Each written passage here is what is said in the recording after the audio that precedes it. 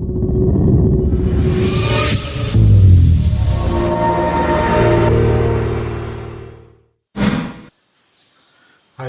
සියලු දෙනාම සාදරයෙන් පිළිගන්නවා ගණිතය YouTube නාලිකාවට. ඉතින් අපි උසස් පෙළ භෞතික විද්‍යාව බහුවර්ණ කතා කරන පාඩම් මාලාවේ දෙවැනි පාඩම විදිහට අද අරගෙන ආවේ ශේෂ්ත්‍ර පාඩම. ශේෂ්ත්‍ර පාඩම අපි පටන් ගන්න ගුරුත්වාකර්ෂණ ශේෂ්ත්‍ර වලින්. ඊයේ කතා කරා යන්ත්‍ර විද්‍යාව MCQ 10ක්. ඒ වගේම අද ශේෂ්ත්‍ර පටන් ගන්නවා. ඒ කියන්නේ සිකුරාදා සෑම සිකුරාදා දිනකම ශේෂ්ත්‍ර පාඩම පටන් කරගෙන යන්නේ.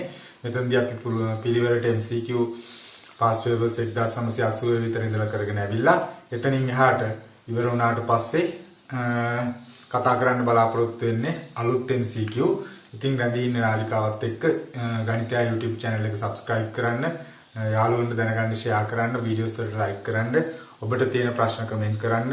ඒ වගේම පළවෙනියටම අදත් ඊයේ වගේම වීඩියෝ එකේ පහලින් link එකක් දාලා තියෙනවා. PDF එක download කරගන්න. download කරගෙන ගුරුත්වාකර්ෂණ ශේෂ්ත්‍ර MCQ 10 කරන්න උත්සාහ කරන්න.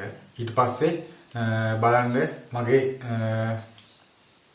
පිළිතුරු සාකච්ඡාවත් එක්ක ඔබේ පිළිතුරු කොච්චර සැසඳෙනවද, කොච්චර දුරට සාර්ථකව උත්තර ලියා ගන්න පුළුවන් වෙලා තියෙනවද කියලා. right. පළවෙනි MCQ එක බලන්න. පළවෙනි MCQ එකේ තියෙන්නේ සර්වත්‍ර ගුරුත්වාකර්ෂණ නියතේහි මාන. සර්වත්‍ර ගුරුත්වාකර්ෂණ නියතය කියලා කියන්නේ කැපිටල් G. එයාගේ මාන අපි ගන්න පුළුවන් සමීකරණය අපි දන්නේ F සමානයි GMM යට R වර්ගය. GMM යට R වර්ගය කියලා තමයි අපි සර්වත්‍ර ගුරුත්වාකර්ෂණ සමීකරණය ඉගෙන ගන්න. කැපිටල් G තමයි සර්වත්‍ර ගුරුත්වාකර්ෂණ නියතය කියන්නේ. එයාගේ මාන හොයන්න මම G යුක්ත කරගත්තොත් G සමානයි FR වර්ගය බෙදීමෙන් වරක් එක. දැන් එහෙනම් අපි මාන දාමු. F කියන්නේ බලයක්, ගුරුත්වාකර්ෂණ බලය, බලයේ මාන MLT ඍණ 2. R කියන්නේ ස්කන්ධ දෙක අතර දුර. දුරේ වර්ගයේ මාන L වර්ගය. දුර කියන්නේ L, දුරේ මාන L. එහෙනම් දුරේ වර්ගයේ මාන L වර්ගය. ස්කන්ධේ වරක් ස්කන්ධය. මේ ස්කන්ධේ මාන කියන්නේ එකෙන් එකක් කපලා අයින් කරන්න පුළුවන්. G සමානයි M උඩට එනකොට M ඍණ 1. L වල පළවෙනි බලයයි දෙවෙනි බලයයි L වල තුන්වෙනි බලය T ඍණ 2 කියලා එනවා. එහෙනම් අපිට ගන්න පුළුවන් ඔබට පිළිතුර විදිහට පස්වෙනි පිළිතුර. පිළිතුර අංක 5. right. ඊළඟට බලමු දෙවෙනි ගැටලුව. දෙවෙනි ගැටලුවේ දීලා තියෙන්නේ ස්කන්ධය සිම්පල් M චන්ද්‍රිකාවක් පෘථිවිය වට ආරය ආරු වෘත්තාකාර කක්ෂයක ගමන් කරයි. පෘථිවියේ ස්කන්ධයේ කැපිටල් M නම් චන්ද්‍රිකාවේ මුළු ශක්තිය කොච්චරද කියලා අහන්නේ. එතකොට බලන්න චන්ද්‍රිකාවක් තියෙනකොට යාගේ ශක්තිය විදිහට ශක්තියින් වර්ග දෙකක් තියෙනවා. පළවෙනි ශක්ති වර්ගය තමයි අපි චාලක ශක්තිය කියලා ඉගෙන ගන්න. දෙවෙනි ශක්ති වර්ගය විභව ශක්තිය.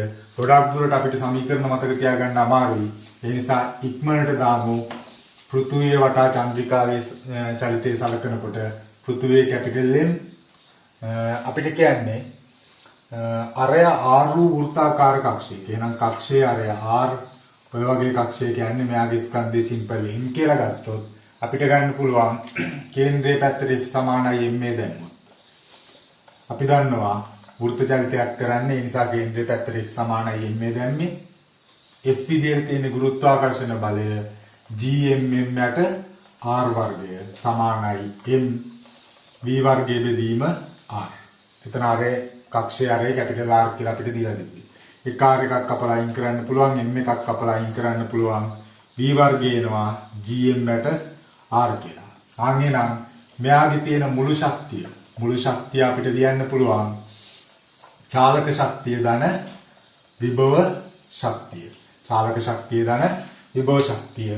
චාලක ශක්තිය භාගයයි MV වර්ගය. විභව ශක්තිය ඍණ GMM යට R කියලා අපිට ගන්න පුළුවන්.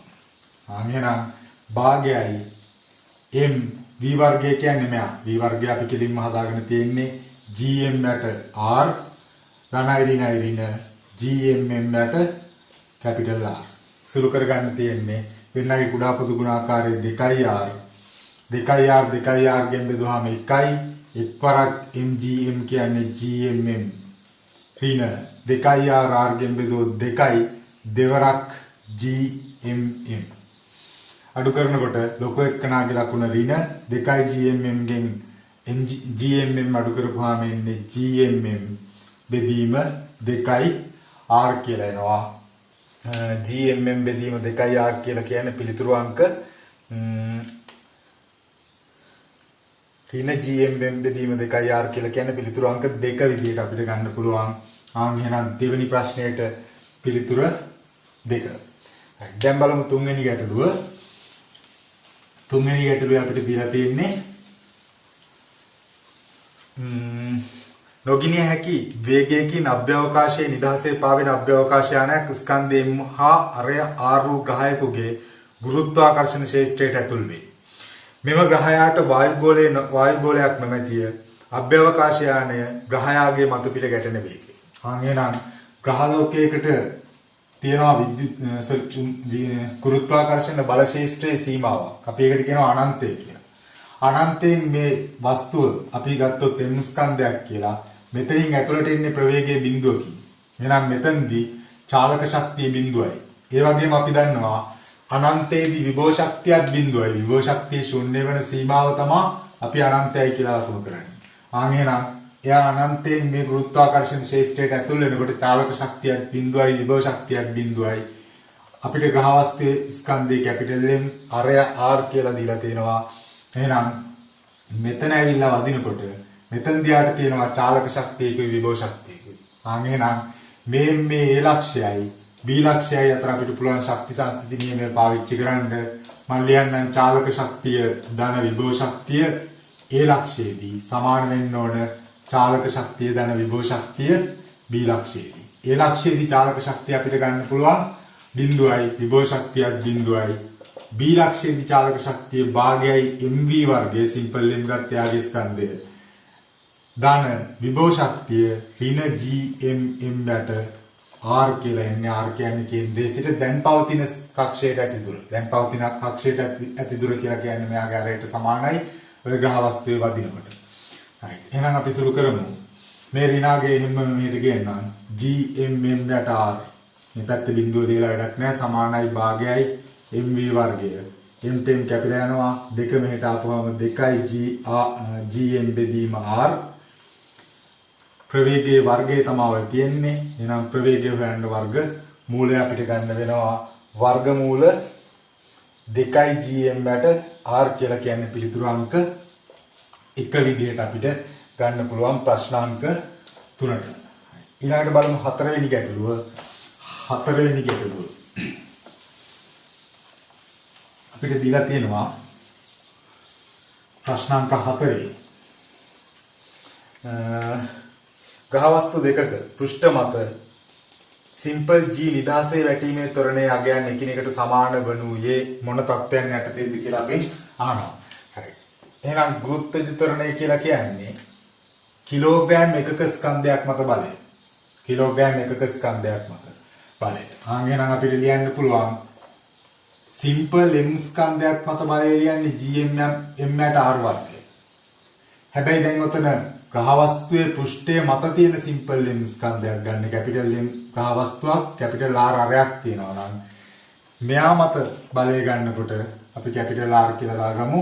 මොකද මේ ග්‍රහ වස්තුවේ කේන්ද්‍රයේ ඉඳලා මෙයාට තියෙන දුර කැපිටල් R නිසා.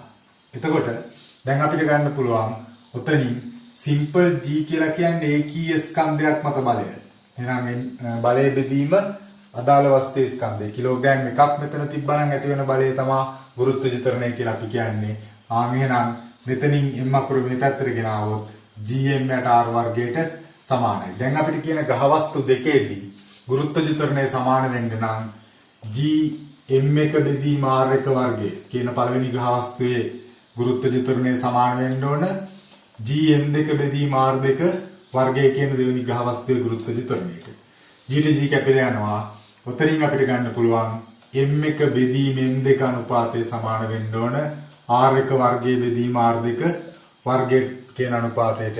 එහෙනම් ඔගේ දෙවෙනි ප්‍රකාශයේ තියෙනවා ග්‍රහයන්ගේ ස්කන්ධ අතර අනුපාතය ඒවායේ අරයන්ගේ වර්ග වල අනුපාතයට සමාන වූ විටය කියලා. එහෙනම් ගුරුත්වජ ත්වරණය සමාන වෙන්න අවශ්‍ය සාධකය දෙවෙනි පිළිතුරේ තියෙන්නේ ප්‍රශ්නාංක 4ට පිළිතුරු අංක 2 විදිහට අපිට ගන්න පුළුවන්. ඊළඟට බලමු පස්වෙනි ගැටලුව. පස්වෙනි ගැටලුව ගුරුත්වාකර්ෂණ නියතයේ ඒකක වන වේ කියලා දීලා තියෙනවා. ආයෙත් අපි පළවෙනියට කතා කරපු සමීකරණ එකක් ගමු. F සමානයි gmm යට r වර්ගය. දැන් අපිට උතනින් g යුක්ත කරොත් වෙනවා fr වර්ගය බෙදීම mm. උතනින් අපිට දැන් SI ඒකක දාලා බලමු. උතන සම්බන්ධතාවය අපිට දීලා තියෙන MCQ එකේ නිව්ටන් සම්බන්ධ කරලා. එහෙනම් නිව්ටන් R කියන්නේ දුරක්, යාගේ එකකේ මීටර වර්ගය, m කියන්නේ ස්කන්ධයක්, ස්කන්ධ දෙක ගුණිතයක් කියන්නේ කිලෝග්‍රෑම් වර්ගය. m වර්ගය kg ඍණ 2 කියලා උඩට ගන්න පුළුවන්. ඕක තමයි ගුරුත්වාකර්ෂණ නියතේ, සර්වත්‍ර ගුරුත්වාකර්ෂණ නියතේ SI ඒකකයේ විදිහට අපිට ගන්න වෙන්නේ. ප්‍රශ්නාංක 5ට ඉඳන් පිළිතුර 5 විදිහට ගන්න පුළුවන්. ඊළඟට බලමු අපි 6 වෙනි ගාන.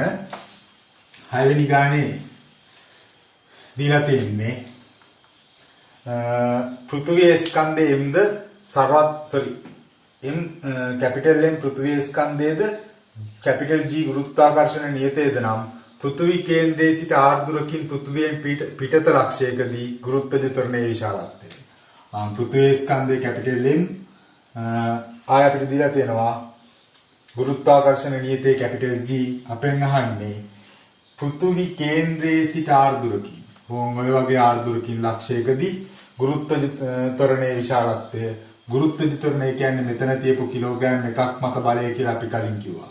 එහෙනම් කිලෝග්‍රෑම් එකක් ගෙනත් තිබ්බොත් අපිට ලියන්න පුළුවන් F සමානයි G m වැඩි කිරීම 1 gmm යට r වර්ගය කියලා. ඕක තමයි ගුරුත්වජ ත්වරණය කියලා කියන්නේ. එහෙම නැත්නම් ඒකීය ස්කන්ධයක් මත බලය කියලා කියන්නේ.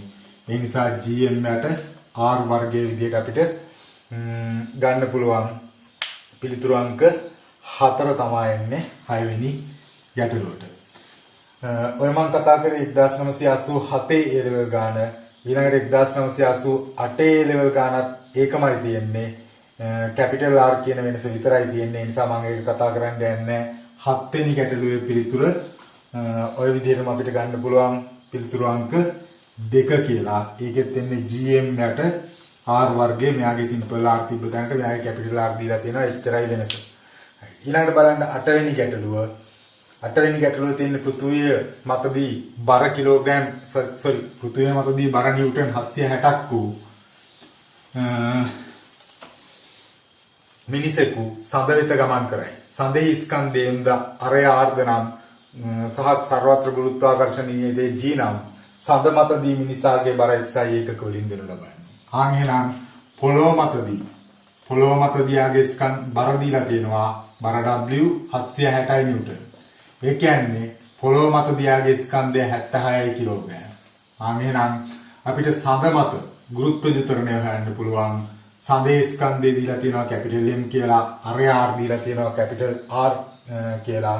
එතකොට අපි හොයන්න ඕනේ මෙයාගේ ගුරුත්වජ ත්වරණය. ගුරුත්වජ ත්වරණයක් කියන්නේ ඕම මතන කිලෝග්‍රෑම් එකක් තිබ්බහම එයාට ඇතිවන බලය F සමානයි G m වැඩි කිරීම 1 බෙදීම r වර්ගය. ඕක තමයි ගුරුත්වජ ත්වරණය කියලා කියන්නේ. කිලෝ එකක් මත බලය නිසා මෙතන දෙක දාලා තියෙන්නේ. එහෙනම් ගුරුත්වජ ත්වරණය gm යට r වර්ගය කියලා එනවා. කලින් ගණන් දෙකදී අහුණා වගේම. right. ඒතකොට බලන්න සඳ මත දියාගේ බර අපිට ගන්න පුළුවන් w dash නම් w dash කියලා කියන්නේ mg ට. සඳ මතදී කියලා ස්කන්ධයේ වෙනසක් නැහැ. යාගේ කිලෝ 76 ගියාට හඳට ගියාට පස්සෙත් එහෙමම තියෙනවා. හැබැයි ගුරුත්වජ ත්වරණයේ සඳේදී ඔයාගේ gm යට r වර්ගය කියලා අපිට ගන්න පුළුවන්. ඔය විදිහට එනවා සඳ මතදී ස්කන්ධය. එහෙනම් 8 වෙනි ගැටලුවට පිළිතුර ලෙස දෙවෙනි පිළිතුර අපිට ගන්න පුළුවන්. ඊළඟට බලමු ප්‍රශ්නාංක 9. 9 වෙනි ප්‍රශ්නේ අපිට දීලා තියෙනවා පෘථිවියේ ස්කන්ධය සහ ආරය පිළිවෙලින් කැපිටල් M හා R. පෘථිවියේ ස්කන්ධය දීලා තියෙනවා කැපිටල් M, ආරය R කියලා දීලා තියෙනවා. R ද සර්වත්‍ර ගුරුත්වාකර්ෂණ නියතේ G ද නම් පෘථිවි පෘෂ්ඨයේ සිට එච්චුසක ගුරුත්වජ ත්වරණය වන්නේ. පෘථිවි පෘෂ්ඨයේ සිට එච්චුසක් කියලා කියන්නේ ඔතන ඉඳන් තව h දුරකින් මෙතන ගුරුත්වජ ත්වරණය අහන්නේ. එහෙනම් අපි උතන්ට ගෙනත් තියන්න ඕන කිලෝග්‍රෑම් එකක්. හැම වෙලේම ගුරුත්ව ජතරණේ හොයන්න කියන තැනට කිලෝග්‍රෑම් එකක් ගෙනලා තියලා අවශ්‍ය බලය ගන්න තියෙනවා. ආන් එහෙනම් බලය ලියන්න පුළුවන් gm මෙයාගේ ස්කන්ධේ 1යි බෙදීම මෙයාගෙනවා මෙතන ඉඳන් මෙතන තියෙන දුර අපිට ගන්න වෙන්නේ r ධන h කියලා. r කියන්නේ මෙයාගේ අරේ මේ කොටස, h කියන්නේ එතනින් එහා කොටස. ආන් එහෙනම් r ධන h වර්ගය කියලා අපිට ගන්න පුළුවන්. GMM යට r වර්ගයම තමයි ඔය ගත්තේ. වෙනස තියෙන්නේ r කියන දුර වෙනුවට දැන් r ධන h කැපිටල් r ධන h කියලා දීලා තියෙන්නේ. එහෙනම් f සමානයි GM බෙදීම කැපිටල් R ධන h වල වර්ගයේ විදිහට අපිට ගන්න පුළුවන්. ඒ කියන්නේ 9 වෙනි ප්‍රශ්නයේ පිළිතුර 5 කියලා අපිට ගන්න පුළුවන්. right. අද දවසේ අවසාන ගැටලුව බලමු. ගුරුත්වාකර්ෂණ ශේෂ්ත්‍රවල අද කතා කරන අවසාන ගැටලුව ලබන සතියේ සිකුරාදා ඔය වගේම ගණන් 10ක් අත් කරනවා. අදට කතා කරන අවසාන ගැටලුව බලමු. 10 වෙනි ගැටලුව. දී ඇති රූපවල ඇත්තේ එක එකක සර්ව සම ස්කන්ධයන් 6ක් සහිත වෙනස් පද්ධති 5ක් දීලා තියෙනවා. අපෙන් අහනවා ඔය ස්කන්ධ අතර විතරයි නම් බල ඇති වෙන්නේ.